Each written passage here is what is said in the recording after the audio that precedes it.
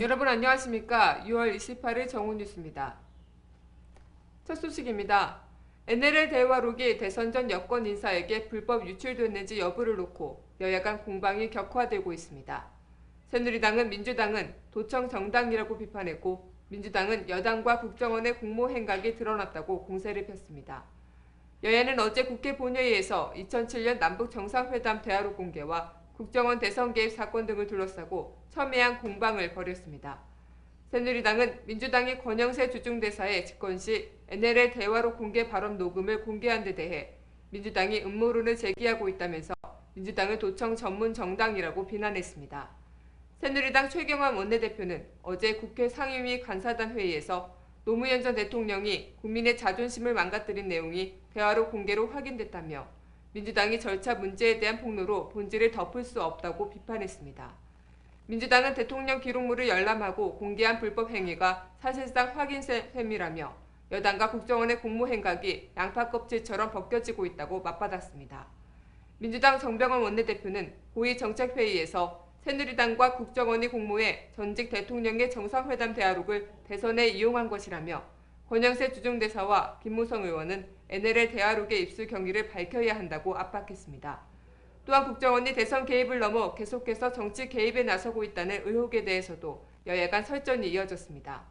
민주당 최민희 의원은 YTN과 MBC의 국정원 관련 보도가 돌연 중단 취소된 것을 언급하면서 이는 국정원의 개입으로 벌어졌다고 확신한다고 비판했습니다.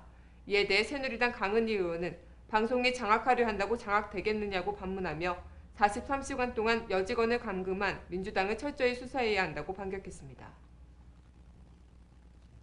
다음 소식입니다. 새누리당 김무성 의원의 정상회담 대화록 사전 유출에 대한 자기 고백으로 지난 대선에서 박근혜 대선 캠프와 국정원 간의 커넥션 의혹이 진폭되고 있습니다. 권영세 주중대사에 이어 김무성 의원까지 연루된 정황이 나오면서 의혹의 화살은 점점 더 박근혜 대통령으로 향하고 있습니다. 민주당 박범계 의원은 그제 권영세 주중대사의 집권하면 NLL 대화록 까겠다는 녹취록에 이어 사전 유출된 정상회담 회의록을 권영세 대사도 본 것으로 의심된다는 발언을 했다고 폭로했습니다. 이는 김무성 의원의 지난해 12월 14일 부산 연설 내용과 흡사합니다. 김무성 의원은 당시 연설에서 노무현 전 대통령 발언록을 읽어내려가며 얼마든지 자신이 맞서 나갈 수 있다고 강조했습니다. 이 같은 정황으로 비춰 박근혜 대선 캠프에 속해 있던 핵심 인사들은 모두 불법 입수한 회의록 전문을 읽어봤을 것으로 보입니다. 이로써 박 대통령 역시 이러한 의혹에서 비껴가긴 어려워 보입니다. 하지만 새누리당은 사전 유출과 같은 절차에 대한 폭로로 NLL 문제의 본질을 덮을 수 없을 것이라고 주장하고 있습니다. 반면 민주당은 새누리당 김무성 의원과 권영세 주중대사의 정상회담 대화록 사전 입수 의혹에 대해 명확한 경위를 밝히라고 촉구했습니다. 특히 국정원과 새누리당의 공모 행각이 양파 껍질처럼 벗겨지고 있다며 민주당은 국민과 천인 공노할 범죄 커넥션의 배후와 몸통을 밝히겠다고 강조했습니다. NLL 논란이 사전 유출로 번지면서 당장 국정원 정치개입 의혹 국정조사 계획에 차질이 불가피할 것으로 보입니다. 민주당은 국정조사 대상에 정상회담 대화록 사전 유출 의혹도 포함해야 한다는 입장인 반면 새누리당은 부정적이어서 상당한 진통이 예상됩니다.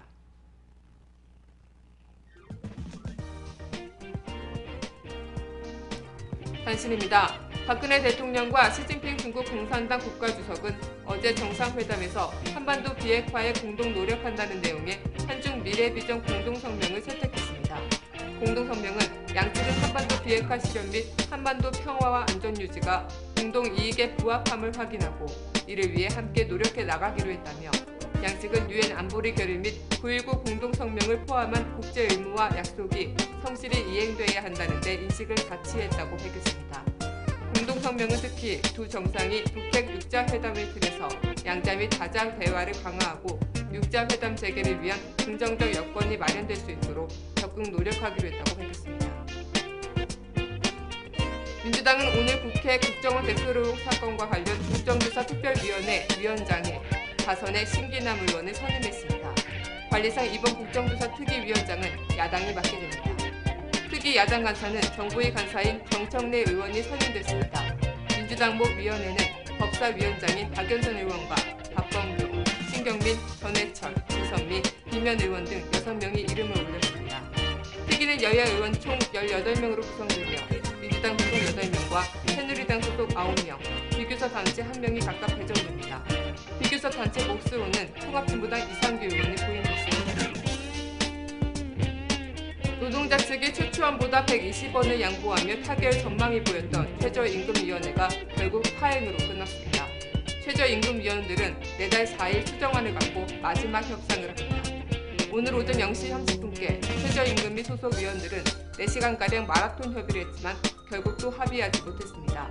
지난 4월 11일 1차 전원회의를 가진 최저임금위원회는 이달 7일, 14일, 21일 전원회의를 열어 최저임금을 심의했으나 노사 간 이결을 줄이는 데 실패한 바 있습니다.